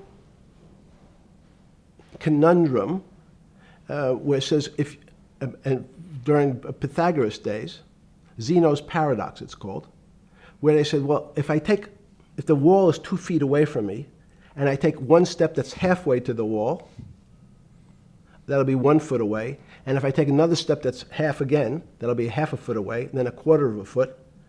I could walk forever but never touch the wall. Doesn't sound realistic, doesn't make any sense in our real lives of the physical. But what Newton understood is many problems were like that. Many things approached the wall, or in calculus, approached the limit, but never really reached it. So he said, it's okay, you don't have to reach it. We can do lots of the mathematics as if it was so close, it was almost there. And we could do lots of mathematics almost being at the limit. And this is really important, Steve, for today. Because most of the science up until today was things that are starting to approach the limit. You were taught in high school that if you had 1 divided by 0, if you remember your high school algebra, you were told, what's the answer to that? Is there an answer to 1 divided by 0? No, if you were in high school, I'd say, stay away from it. It's the boogeyman.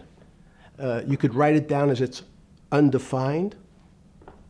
It's not able to be determined. There's a bunch of things. But in fact, 1 divided by 0 is a strange things happen. It's a world of the strange.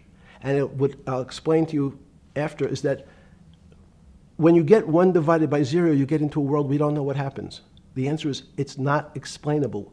We can call it things like undetermined. We can have a convention to say it's X, Y, or Z. But in real life, we don't know what happens when you are actually at the limit.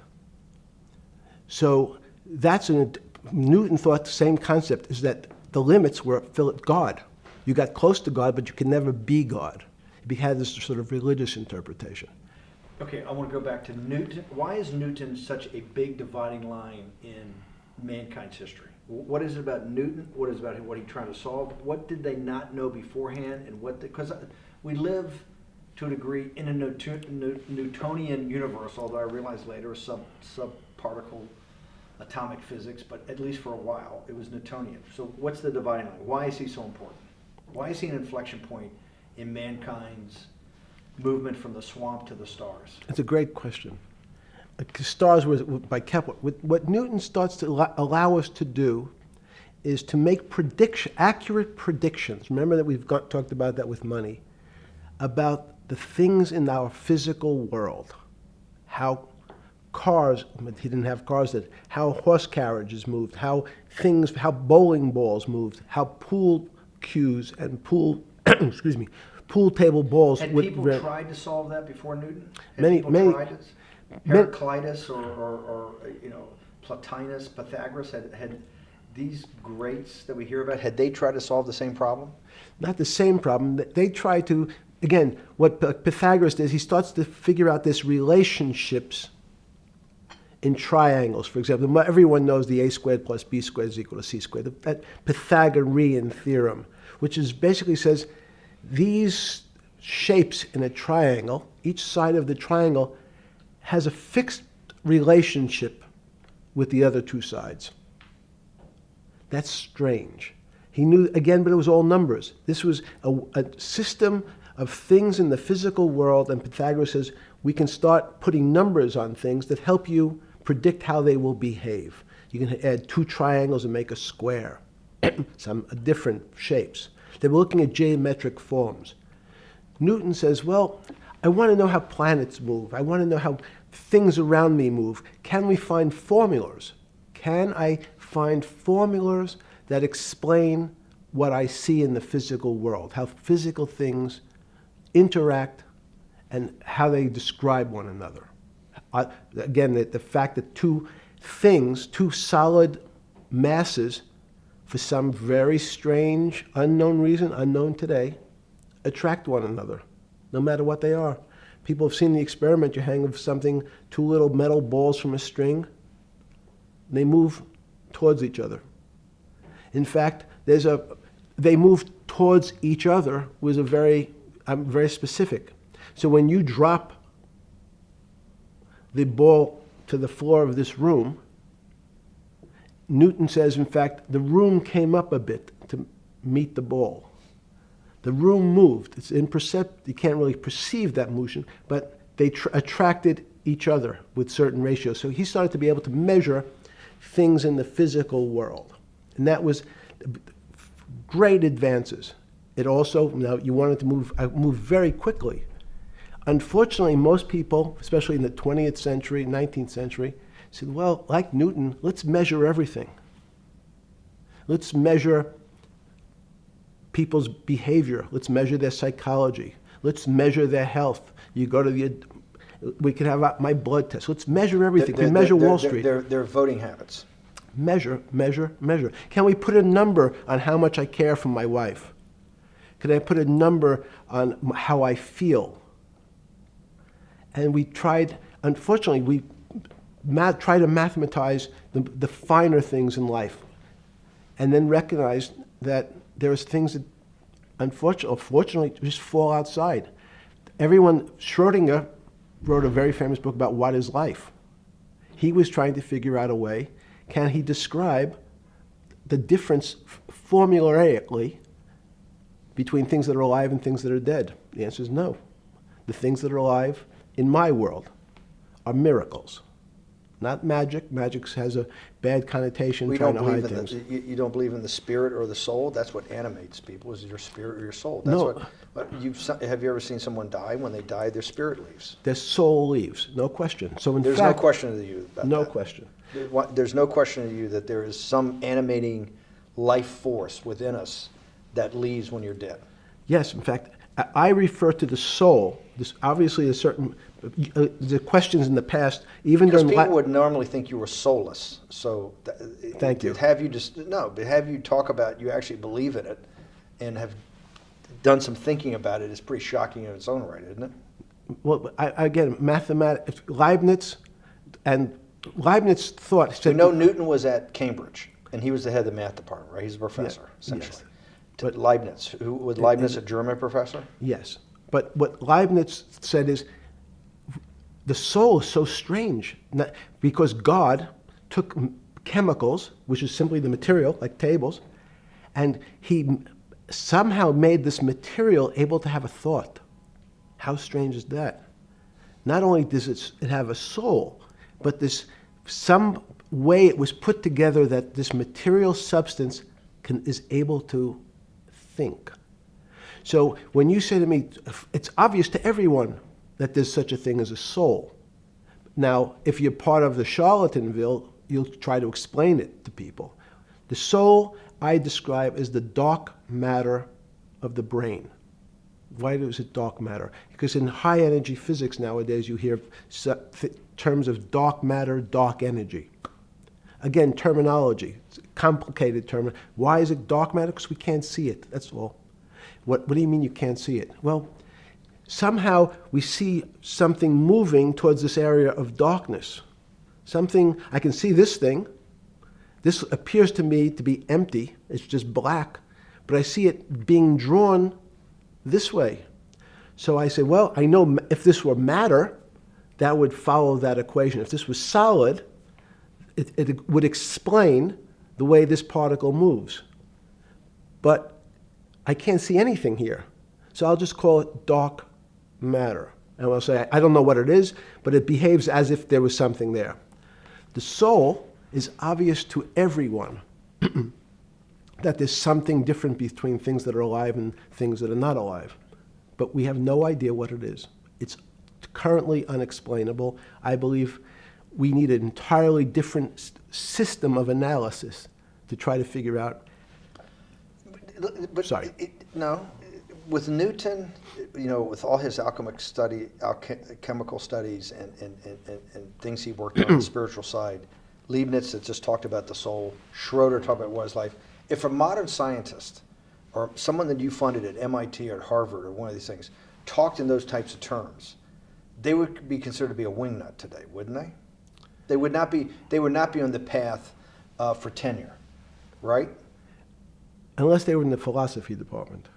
This is exactly my point. We're talking about three of the greatest mathematicians in mankind's history that have really changed mankind. Talking like this, what happened? How do we get to a situation where they could not be in the high physics? They could not be in the mathematics department or working in high energy physics. Good. It's an easy answer. Newton was a combination of mathematician or geometer then and philosopher, and as time went on, those disciplines seemed to move apart. We had philosophy. Some of the philosophers can't do math, and some of the mathematicians. And again, mathematicians often break into two categories. People that solve problems. Those are more like geometers in the old days, just problem solvers. And then there's thinkers, theoreticians. They're more like the old movement towards philosophy. But neither one of those two groups have been able to figure out why something is alive as opposed to something that's not alive. No one's been able to describe what the soul is, but we all know it exists.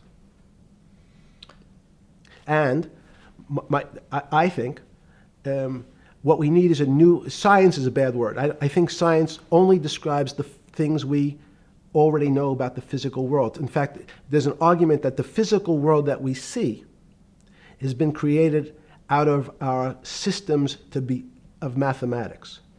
Mathematics, everyone knows mathematics describes the physical world much greater than it should, unless my view, the physical world really comes out of conscious beings that have mathematics. So they create it.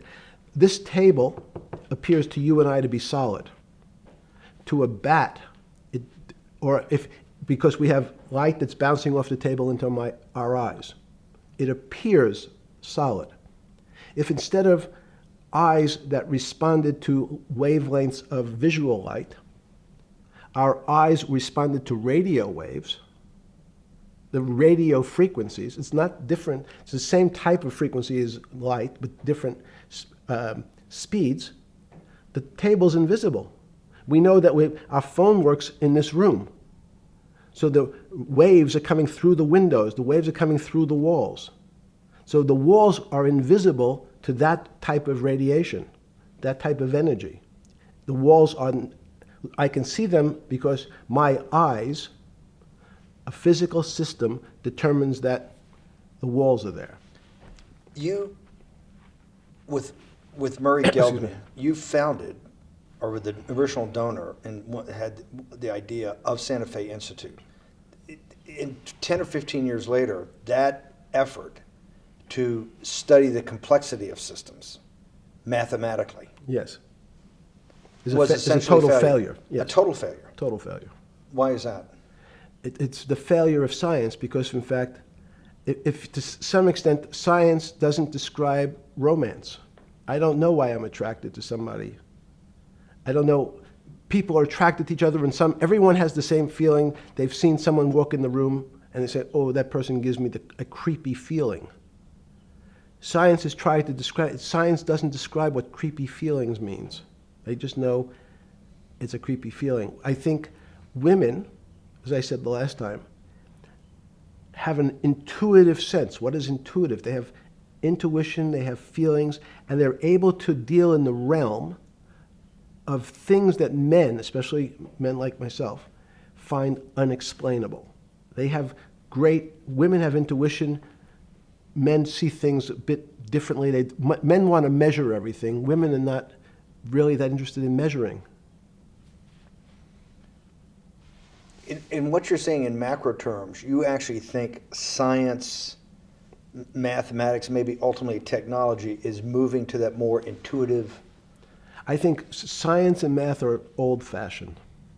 And unfortunately, people are still taught that they have to learn algebra in school and certain things in school, as opposed to learning to have an emotional. Is this what Larry Summers was trying to get at? Maybe he didn't say it perfectly enough, but what he was trying to get to in that system, the systems we study today, the way mathematics is either taught or understood, that women just haven't gotten up to the highest realms of engineering or physics or mathematics because of that. And you're actually implying that there's a either new branch of science, or we've hit an inflection point like in Newton that's going to go in a Newton took mankind in a different direction because he was able to measure. Then you had subatomic, non-Newtonian physics later. Are you saying that you think there's another developing field that's coming up that may take us, I don't know how many decades to get our hands around, but that's what's evolving out of this? Yes. Yeah. In fact, I think that mathematics, it's not the end of science. Every year someone says it's the end of, we can't discover everything. There's lots to discover with relationship to the physical world, but we know a lot already. In respect to the unexplainable world, we almost know nothing. Women, again, sense it. And instead of Larry Summers, I won't digress too much, but Howard Gardner early on said, there's not one form of intelligence. It's not mathematical intelligence. There's emotional intelligence. There's kinesthetic intelligence. There's this argument that I reject that black people are less intelligent than white people. It's not true. We know, for example, that if I was in the forest and I had to run from the lion or figure out a way not to be eaten, and my competition is a local African, I'm the one who's getting eaten because they have the intelligence to deal with their local environment. So it's just different. It's not better, it's not worse, but there's many differences amongst different types of people. And so people have different intelligences, and they excel in some intelligences usually, and less so in others. When did it come to, because the world of high finance is a world of pure reason, or is it a lot of emotion and gut checks and on trading desk and central banks when these decisions get made? Is it that high church, like the high church of science of high energy physics, or is it as much emotion that comes in as much as the mathematics and the reason? It's a great question. I think if you talk to really experienced and successful traders, and you ask them how they know what's going on, they can't give you an answer. They don't know. They feel it. They can feel the way the market's moving. They can feel the way the stock's moving. And that these are not very well-defined terms. It's difficult to put in mathematics terms, how did I feel it? You could look back and make guesses what I was seeing. But great traders feel it and then act on their feelings. That's the difference. Many people feel it but are afraid because they want a mathematical justification before they take that next step. When you first got on the trading desk at Bear Stearns in the late 70s or mid 70s, were you shocked by how little actual understanding of mathematics that the traders comprehended? Yeah, well, again, we had a Texas Instrument calculator. Most stockbrokers, especially before 1975, if they were good stockbrokers, could add. That's about it. They could multiply. If you could multiply, you were already in the top 15% of stockbrokers. Stockbrokers simply meant there's a story. When I went to the first person, I had no money. And I said, how much money do you make a year? And he said, $400,000. I said, impossible. I'm making $10,000. That's probably more than your family had made in its entire existence. Yes. And he makes it in a year. I said, what do you do? And he said, it's too complicated for you to understand, which is what the main thrust of Wall Street people, they want to tell you it's too complicated. Because if you understood that that person was simply, he had a brother-in-law, in fact, in this case, who ran the pension fund at General Motors. His brother-in-law would call him and say, buy 1,000 IBM. He'd hang up the phone, he'd write it out on a ticket and walk it to a window. That was his entire skill set. Hello, write what my brother-in-law says, walk it to a ticket window. Give me an example when you were on the trading desk in the early days of Bear Stearns of a time that you felt either complete uncertainty or you saw total panic, where something was happening that people couldn't foretell and that they were like in an airplane cockpit where it's going wrong. Walk us through that. In 1978, I think it was, across the news wires, there had been a collapse of the currency in Thailand. On the other side of the world, had no relationship to me. I wasn't sure where Thailand was. But the fact that a currency, a country's money, had all of a sudden dropped tremendously in value, affected the rest of the world's markets. And people panicked because they'd never seen that before. A very small part of a very complex system had a shock throughout the whole system. So prices on Park Avenue apartments, the bond markets, the stock markets, every started to gyrate. You know, there's an old mathematics expression that if a butterfly wings in Mexico make the wrong turn, it spins out, and eventually, by the time it gets to Canada, it turns into a tornado. So these are part of complex systems.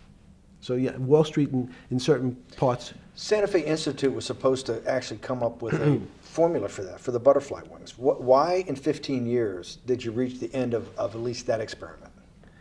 Every attempt to, that's why it's so exciting now, because I think certain people are starting to realize that there's so many things that are unexplainable that we have to think about them differently.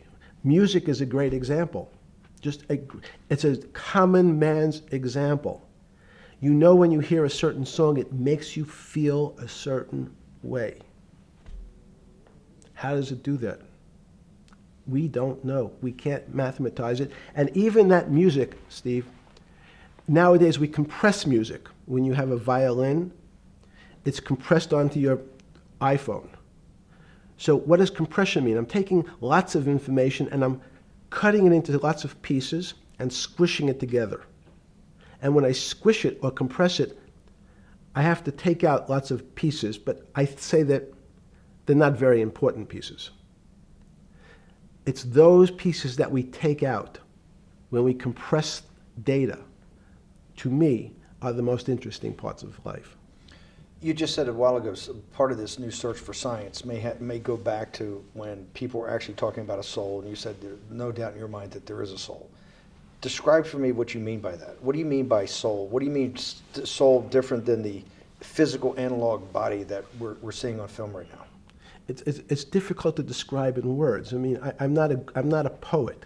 Poems get a little closer to what that really means. But even the concept of what is life becomes complicated when you deal with plants and seeds. Is a seed alive? I don't know. Certain people would say, no, it's dead. When you're a banana, one of my favorite examples is the banana that's sitting on the countertop in your kitchen today. Is it alive or dead? What do you think about human life? What is human? Tell me about human life. But your banana is alive. That banana is breathing. It's on your. You say that's impossible, Jeffrey. No, it's not. Is the banana conscious? All these words. These are words. So everyone's trying to fit a very complicated concepts into a very small box called conscious or alive. These don't fit in that way.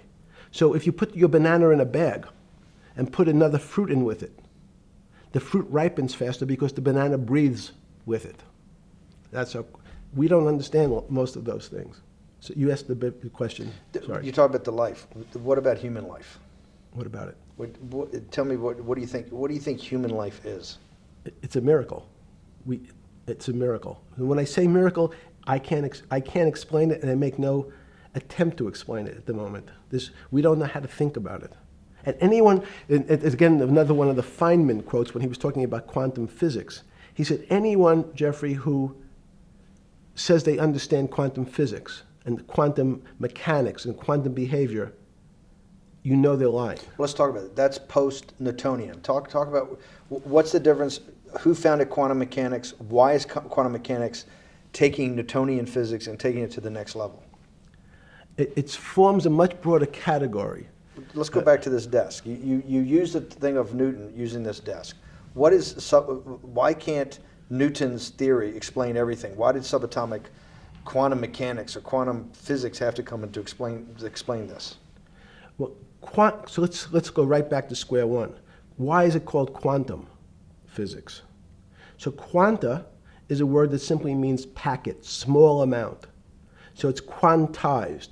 So we recognized, when we recognized that this table appears, another very complicated word, solid to us, it's really made up of molecules or atoms. And atoms, we've given lots of names to what some of the behaviors. If you were in school, when you and I were in school in the 50s, the model was a little center thing in the middle, and an electron went around and around it. It was seen as a ball that went around and around it. And as we started to look at, say, well, let's see what this ball looks like. I want to be able to examine that little thing called an electron. We found that there was nothing there. There wasn't the thing. It was simply a cloud of energy that we can call an electron. So we already started to see mysterious things as we go into very super small quantities, quantum physics. So quantum physics started to go into the very small, and at very small distances, we see things that we can't explain. We just cannot explain. How am I doing on time? 4 minutes. Fine. And to summarize, no, sorry. Let's go back to human life. When do you think human life starts? It's not these. So you see, this is the question. You're asking me to measure something again. It's the disease. It can't be measured. You just hate making commitments. That's why I'm not married. I'm peeling this onion back a layer at a time. All your bullshit and happy target can't be measured like that. Is that to say measure it's a commitment. You don't even like a commitment when you answer a question. I don't As know. they say in golf, commit to the shot. I don't know what it means to be measured. You do know what it means to be measured. You're one of the leading currency traders, hedge fund guys, or stock market financial wizards. You're in the high priesthood of high finance. You certainly know how to measure. That's why you're a billionaire. Any other answer besides that is total and complete bullshit, and you know it. I know very few things. You know things can be measured. You measure every day. You weigh and measure every day. You weigh and measure people. You weigh and measure leaders. You weigh and measure economies. You weigh and measure politics. It's a very good. You weigh and measure. You weigh. Hang on. Your whole life, in fact, is measuring. So what you've now done is a great thing, is you've used the word measure, a mathematic term, in the common vernacular and abused it. So I don't even recognize what it means. It's so abusive to my field. Why? And let's go to that. In mathematics, measure means what specifically? There's no specific. It's an approximation, or giving something a number. Einstein said, we're not asking you to go to the 9th decimal point. You didn't say that before. No, you're not going to the 9th. I don't even. What if I say measure how tall are you? You'd say, in your case, 6 foot. 6 feet. But is it 6 foot 1 inch? Give or take, it's between 5'11" and 6 feet. But what's that? But I want. So the question is, I want an accurate. I got Zeno's paradox. I don't even know what it means to measure you. Am I measuring the top of your hair, the top of your skull, the finer, the more. You're being rabbinical. This is like. I shaved my beard off. I used to be rabbinical. No, my point is, isn't that going through the Torah where you're parsing every definition? No, so, however we broadly define measure, your life literally is about measurement, is it not? It's about putting numbers on things so that I can try But that's my measurement. best. That you can call it whatever you like. If Well, that what do makes you ca- feel what- better. What do you know? No, I Because I'm wanna make you related happy. back to your scientific inquiry. No, even a number. People don't. A number is a complicated When did thing. you come? When did you come to this When did you come to this aha moment? Was it when it was in your solitary confinement, when the biggest financial crisis in world history was going on, in your 7x9 jail cell with your metal bed and your two brushes because you were a trustee with the brown uniform on, trustee spelled wrong?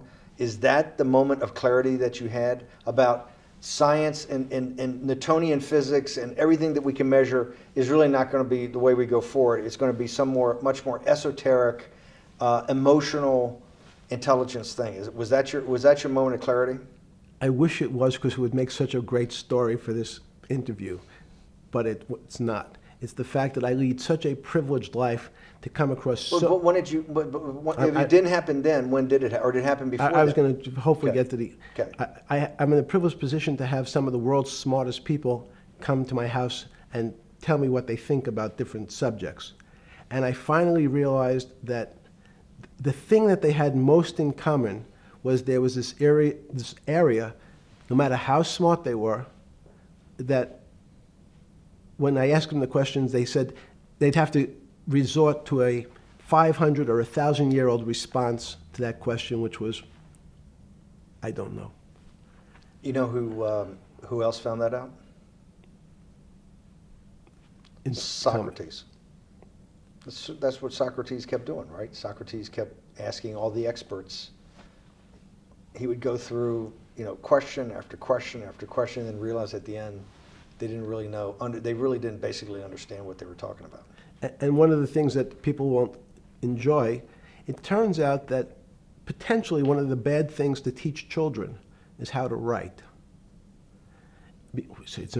Writing, reading, and arithmetic was supposed to be, everyone's supposed to be taught. But writing forces you into a very narrow channel of thinking. You have to write in a certain form, in a certain way, in a certain linear pattern. So your thinking becomes somewhat narrow. The reason I brought up writing is one of the recent discoveries of mine with respect to Socrates, Plato, and Aristotle is they never wrote anything. They spoke, and people around who could write wrote. Socrates could think. So that was. Jesus of Nazareth was the same way, right? Never wrote anything. I thought he was a carpenter. He was a carpenter. Didn't he need like a little carpenter's tonight? I don't want to get that. But at least his written record. Right. One last thing. Sure. Thank you for having me to your house.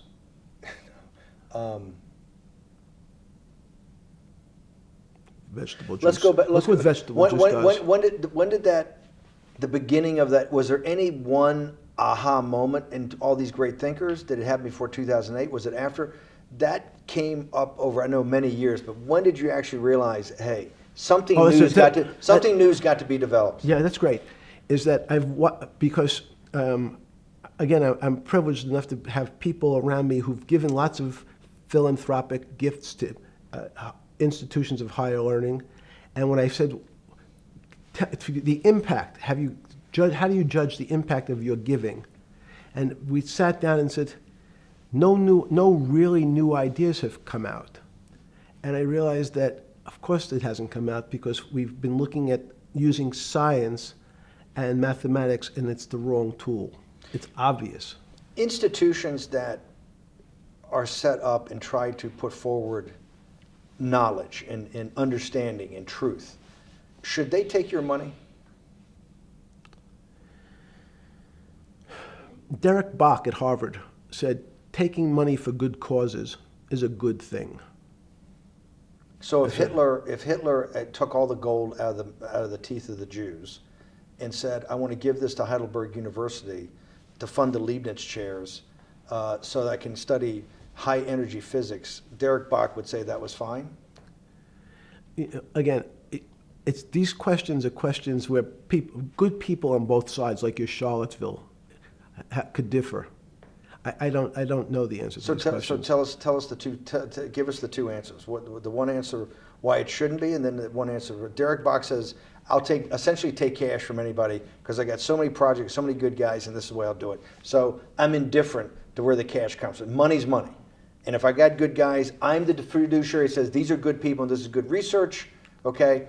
I'll take the cash from any source, including you.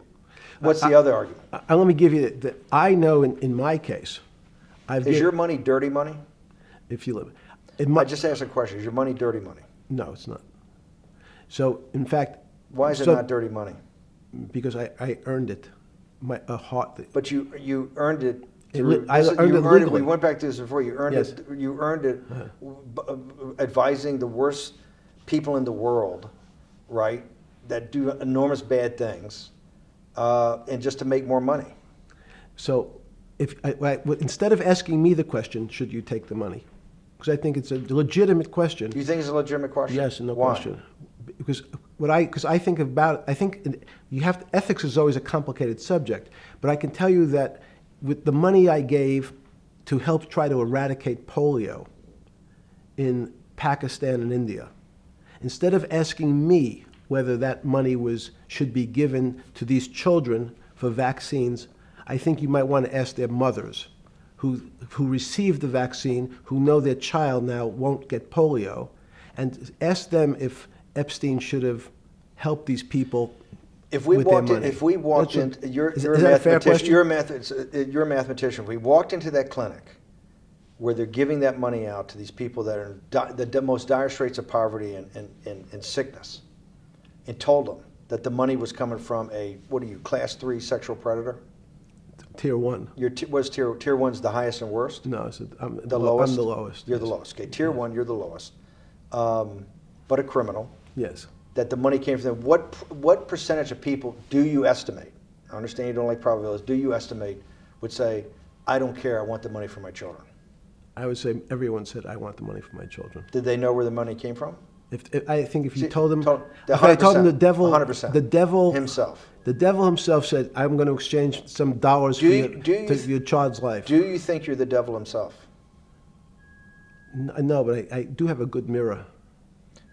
It's a serious question. Sorry. Do you think you're the devil himself?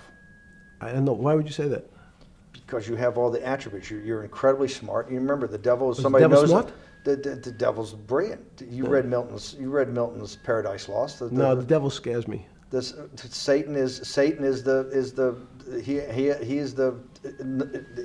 at the number 1 or 2 archangel, and the reason he goes to hell and leads the rebellion is because he can't be the top guy. And his thing is, I'd rather reign in hell than serve in heaven. I saw that in a movie once called American Dharma. I don't remember who said it. Okay, we have to go. Okay, good. Okay. That was good.